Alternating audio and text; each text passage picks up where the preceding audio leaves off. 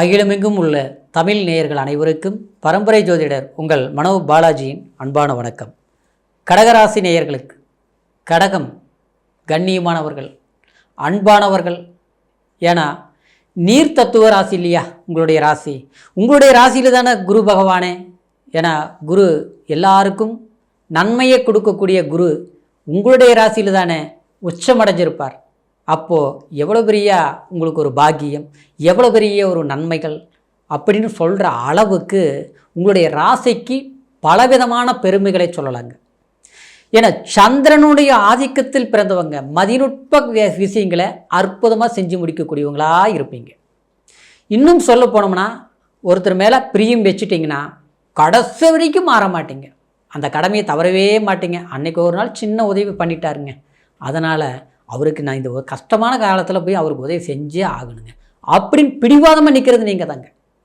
அதே நேரத்தில் நம்மளை ஒருத்தர் காயப்படுத்திட்டாங்க அப்படின்னா அவங்கள நம்ம காயப்படுத்தே ஆகணும் அப்படிலாம் நினைக்க மாட்டீங்க. பண்ணிட்டாங்கல்ல, ஓகே விடுங்க, நம்ம வேலையை நம்ம பார்த்துட்டு போகலாம், அவரே உணரும் போது உணரட்டும் போ, கடவுள் இருக்கிறார் பார்த்துக்கிறார் போ அப்படின்னு நினச்சி போகக்கூடியவங்க. ஆனால் குடும்பத்து மேலே ஒரு பற்று அது கடகராசிக்காரருக்குங்க. உண்மையிலேயே அன்பு, பாசம், ஒரு பணிவான ஒரு நோக்கத்தோட குடும்பத்தை அரவணைத்து செல்லக்கூடிய ஒரு ராசி யாருன்னு கேட்டோம்னா அது கடகராசிக்காரர் தாங்க. ஆனால் எவ்வளோ பெருமைகள் இருந்தாலும் எவ்வளோ கஷ்டங்கள் படக்கூடாதோ அது எல்லாம் பட்டுட்டு இருக்கிறது யாருன்னு கேட்டோம்னா கடகராசிக்காரர் தான். சமீப காலமாக பார்த்துட்டாலும் கூட சிலருக்கு பெரும் விதமான இழப்புகள் சந்திச்சுட்டு இருந்தது இந்த 2-2.5 வருஷ காலம் ஜாஸ்தி தான். அது 4 வருஷத்துலேருந்து சரியில்லை. கண்டகச்சனி, அடுத்தது பார்த்தா இப்போ அஷ்டமச்சனி. இப்போது சமீப காலமாக உங்களுக்கு 11ஆம் இடத்துல குரு சஞ்சாரம் பண்ணிகிட்டு இருந்தார். நல்லதுன்னு நம்ம நினச்சிட்டு இருந்தோம். அது வக்ரத்தில் இருந்ததுனால சிலருக்கெல்லாம் தேவையில்லாத வழக்கு சம்மந்தப்பட்ட விஷயங்கள் எல்லாமே ஆரம்பிச்சிருக்கும். ஏற்கனவே இருந்த வழக்கு பிரச்சனைகள் முடியக்கூடிய நேரத்தில் மறுபடியும் ஆரம்பிச்சிருச்சு. குடும்பம் சம்மந்தப்பட்ட விதத்திலையும் அருமையாக போயிட்டு இருந்தது. அப்படியே இப்படியெல்லாம் கட்டி இழுத்து காப்பாற்றிட்டு போகிற மாதிரி இப்போ போயிட்டுருக்குறேங்க. என்ன பண்ணுறது, வெளியில் சொல்லவும் முடியல. கஷ்டங்கள் இருந்தாலும் காட்டிக்க முடியல. நம்ம கௌரவமானவங்க இல்லையா, எப்படி இருந்தாலும் இப்படி தான் வாழணும்னு நினச்சி வாழ்ந்துட்டு இருக்கக்கூடியவங்க இல்லையா, அதனால் எல்லாமே சுமந்து போயிட்டுருக்குறீங்க. இது எல்லாத்துக்கும் காரணம் என்னென்னா இந்த மகா கிரகங்கள்னு சொல்லக்கூடிய சனிப்பெயர்ச்சி கடந்த காலம் உங்களுக்கு பாதகமாக இருந்தது. இன்னொரு விதத்தில் சொல்ல போனோம்னா பாக்கியஸ்தானத்தில் ராகு சஞ்சாரம் பண்ணிகிட்டு இருந்தார். பூர்வீக பிரச்சனை, சித்தப்பன், பெரியப்பா, அண்ணன், தம்பி, அக்கா, தங்கச்சி, உறவு முறையில் கூட சங்கடங்கள் தாங்க. பாக்கியஸ்தானத்தில் ராகு சஞ்சாரம் பண்ணிகிட்டு இருந்தார். இன்னொரு விதத்தில் பார்த்தோம்னா ஆரம்பத்தில் 10ல் குரு, வேலையில் பிரச்சனை, 11ல் வந்தது லாபம் நினச்சோம், அது வக்ரத்தில் இருந்தது. அப்போது உங்களுடைய நெருக்கடிகள் எப்படி இருந்திருக்கும் சொல்ல முடியாத அளவுக்கு, பொறுக்க முடியாத அளவுக்கு வலியும் வேதனைகளும் எல்லாமே அனுபவிச்சுட்டு இருந்தீங்க. அது எல்லா பெயர்ச்சியை இந்த கிரகங்கள் நான் சொன்ன சனி பகவான், ராகு, கேது, குரு பகவான், இந்த கிரக பயிற்சிகள் மார்ச் மாதம் 29ஆம் தேதி சனி பகவான் பயிற்சி உங்களுக்கு அற்புதமான காலம், பொன்னான காலம். உண்மையிலேயே நீங்கள் அப்படியே சனி பகவானை ராசா எனக்கு இது வரைக்கும் கொடுத்த, போகும்போது நல்லது கொடுத்துட்டு போன்ட்டு நீங்கள் வேண்டி கும்பிட்ட கண்டிப்பாக கொடுத்துட்டு போயிடுவார். ஏன்னா வரக்கூடியது சனி பயிற்சி உங்களுக்கு மார்ச் மாதம் 29ஆம் தேதி. இந்த 5 வருஷ காலகட்டத்தில் பட்ட கஷ்டங்களுக்கு ஒரு முடிவு ஏற்படக்கூடிய ஒரு வாய்ப்பு உங்களுக்கு பொன்னான காலம். அடுத்தது பார்த்தோம்னா குரு பகவான், குரு வக்ர நிவர்த்தி ஆயிடுச்சு. ஆனால் நிவர்த்தி ஆனது ஒரு சிறப்பு தான். மே மாதம் 14ஆம் தேதி வரைக்கும் ரொம்ப ஒரு முன்னேற்றத்தை கொடுக்கும்.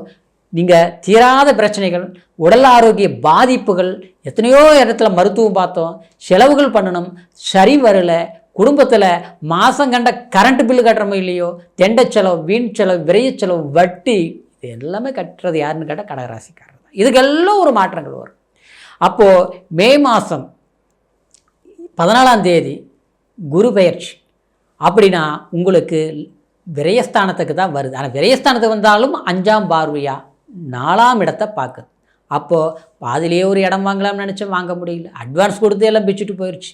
ஒரு இடம் வாங்கலாம்னு நினச்சா முடியல, வீட்டை கட்டலாமல் கட்டி பாதியில் நின்று போச்சு. இந்த மாதிரி பிரச்சனைகள் இடமே இல்லைங்க. கண்டிப்பாக வீடு வாசல் மண்மனை பொன் பொருள் உருவாக்குவீங்க. எனக்கு இருக்கிற பிரச்சனையுமே நான் முடிச்சா தானே கண்டிப்பாக பிரச்சனையை முடிச்சிருவீங்க. கவலையே பட வேண்டாங்க. அடுத்தது பார்த்தோம்னா 9ஆம் இடத்தில் ராகு, நான் முதல்ல சொன்னீங்களா, அதாவது பூர்வீக ரீதியிலேயே சில சிக்கல்கள். கோயில் குளத்துக்கு போனாலும் என்ன சாமி கும்பிட்டு என்ன பண்ணுறதுங்கிற வெறுப்பில் இருந்த காலம் போய் அந்த ராகு பகவான் உங்களுக்கு 8ஆம் இடத்திற்கு சஞ்சாரம் பண்ண போகிறாருங்க. அப்போது வெளிநாடு பயணங்கள் மகிழ்ச்சியை கொடுக்கும். வெளிநாடு நான் ஏற்கனவே வந்துட்டேன், ஒரு முறைக்கு வந்து அங்கே இருக்க முடியல, மாதிரி திரும்பி வந்துட்டேன், மறுபடியும் எனக்கு ஏதாவது ஒரு வாய்ப்புகள் கிடைக்குமா, நான் கை நிறையா சம்பாதிக்கணும், இல்லை கடன்காரனாகிட்ட பிரச்சனைகள் இருக்குது, 4 பேருக்கு மத்தியில் கௌரவமாக வாழணும் கண்ணியமாக வாழணும் நினச்சி முயற்சி பண்ணுறங்க, முடிய மாட்டேங்குதுங்க அப்படின்னு நினச்சி வருத்தப்படுற உங்களுக்கு கண்டிப்பாக நினச்சதை சாதிப்பீங்க. தூர பிரயாணங்களால் வளர்ச்சி, மற்றவங்க நம்மளை வந்து அனாவசியமாக நினச்சாங்களோ அவங்களுக்கு முன்னால் நீங்கள் சாதுர்த்தியமாக நீங்கள் ஜெயிச்சு காட்டியிருப்பீங்க. கவலைப்பட வேண்டாங்க, கண்டிப்பாக இது நடந்தே தீரும். இன்னும் சொல்ல போனோம்னா உங்களுடைய மனசில் சில ஆசைகள் இருக்கும் பார்த்தீங்களா, நம்ம இப்படி பண்ணணும், இந்த மாதிரி செய்யணும், இந்த மாதிரி தான் வாழ்க்கை வாழணும்னு நினச்சி ஒரு இக்கட்டான சூழ்நிலையில் கூட எதையுமே உங்களுடைய பாதைகள் மாறாமல் தப்பான வழியில் பயணிக்காமல் இப்படித்தான் நம்ம வந்து நேர்மையான வழியில் தான் நீங்கள் பயணிக்கிறீங்க. அந்த பயணத்துக்கு கிடைத்த மகிழ்ச்சி ஒரு கிஃப்டாக நினைக்கலாம். இந்த பயிற்சிகள் கண்டிப்பாக வந்து இதனால் உங்களுடைய வாழ்க்கையில் எதிர்பார்த்த இலக்குகளை கண்டிப்பாக நீங்கள் அடைய போகிறீங்க. ஏன்னா நீங்கள் பட்ட வேதனைகளுக்கும் பட்ட கஷ்டங்களுக்கும் சட்ட சிக்கலில் இருந்து தேவையில்லாத செய்யாத தப்புக்கு ஒரு பழி பங்கம் மன வேதனைப்பட்ட வழிகளுக்கு நிச்சயமாக மருந்தாக கிடைக்க போகிறது இல்லைங்க, புண்ணுக்கு மருந்து இல்லைங்க. இது உங்களுடைய உழைப்புக்கு ஊதியம், உங்களுடைய உண்மைக்கு கிடைக்கக்கூடிய ஒரு அங்கீகாரம். இந்த நவகிரகங்கள், அது இந்த மகா கிரகங்கள்னு சொல்லக்கூடிய பெரிய கிரகங்களை வருடக்கோள்களுங்க. சனி பகவான் 2.5 வருஷம், குரு பகவான் 1 வருஷம், இந்த ராகு கேது 1.5 வருஷம். அப்படின்னா இந்த காலகட்டத்தில் கடந்த காலத்தில் இருந்த கஷ்டங்களை போக்கக்கூடிய காலம்தான் இந்த பயிற்சிகள். இது உங்களுக்கு அற்புதமான வளர்ச்சியாக இருக்கும், உறுதியாக நன்மைகள் இருக்கும். அதே மாதிரி குடும்ப வாழ்க்கையில் கண்டிப்பாக மன வாழ்க்கை ஆகாமல் இருக்கிறவங்களுக்கு மன வாழ்க்கை ஆகும். மன வாழ்க்கை ஆகி பிரச்சனைகள் கொடுத்து மறு வாழ்க்கையை எதிர்பார்க்குறாங்க அப்படிங்கிறவங்களுக்கு சிறப்பான வாழ்க்கை அமையும். இந்த காலகட்டத்தில் இந்த மார்ச் கடைசி முடிகிறதுக்குள்ளே, அதாவது முடிஞ்ச வரைக்கும் திருநள்ளாறு, கொச்சனூர் இந்த மாதிரி வழிபாடுகள் ஒரு முறை போயிட்டு வந்துடுங்க. சரிங்களா? டைம் கிடைக்கிற போது உங்களுடைய ராசிக்கு தட்சிணாமூர்த்தி வழிபாடு பண்ணுங்க. சரிங்களா? இன்னொரு விதத்தில் சொல்ல போனோம்னா உங்களுடைய குலதெய்வத்தை நல்லா வணங்கிட்டு வாங்க, கைவிட மாட்டார் உங்களுடைய வாழ்க்கை. இறைவன் உங்களுக்கு வரங்களாக கொடுக்கக்கூடிய இந்த பயிற்சிகளை கண்டிப்பாக வாய்ப்புகளாக பயன்படுத்துங்க, வளர்ச்சியாக நீங்கள் வாழ்வீங்க. சரிங்களா? இப்போ சொன்ன பலன் கோச்சாரம் இருந்தாலும் பிறப்பு ஜனன ஜாதகத்தை ஒரு முறை பார்த்துக்கிடுங்க. ஏன்னா ஜனன ஜாதகத்தில் தான் லக்னம், தசாபுத்திகளின் பலன், அதை வச்சு தான் நம்மளுடைய எதிர்காலத்தை முழுமையான முறையில் நம்ம தீர்மானிக்க முடியுங்க. ஒருத்தருடைய வாழ்க்கையில் ஜெயிக்கணும்னா நம்மளுடைய உழைப்பும் தன்னம்பிக்கை மட்டும் பத்தாதுங்க, கண்டிப்பாக அது வேணும். ஆனால் இருந்தாலும் நம்ம உழைக்க தயார், ஆனால் அந்த வாய்ப்புகள் அமைஞ்சாதாங்க நம்ம சக்ஸஸ் பண்ண முடியும். அப்படிங்கிறது நேரம்னு சொல்கிறது என்னென்னா கிரக அமைப்புகள், கிரகம் இருக்கக்கூடிய பாவங்களால் இருக்கக்கூடிய அந்த பலம்தான் நம்மளுடைய உயர்வான நிலைக்கு கொண்டுட்டு போகும் வைப்பாருங்க.